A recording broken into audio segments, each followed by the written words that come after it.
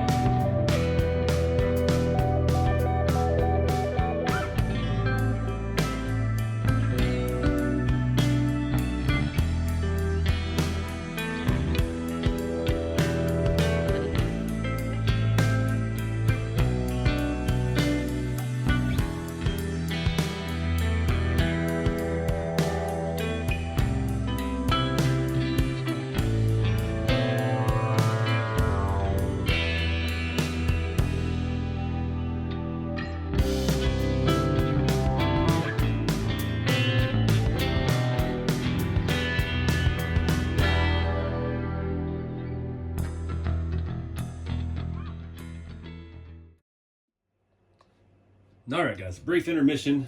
Waiting on this paint to fully dry. You can see the edge that I cut is still pretty jagged. The file was probably not the right choice for the job. Dremel made a giant mess, a little bit too high speed. I forgot that some of these cabs, the place that manufactures them for me, they couldn't keep up with the demand, so they printed some of them MJF, which is a more expensive print, and then they had to dye them black, because I ordered everything in black for the finish and helps with the patina. So you can see that one was actually white on the inside. I don't like that because the black works so much better, but the quality is uncomparable right now. I need to do some more brainstorming. So I like this look a lot, especially with the hood and the bed.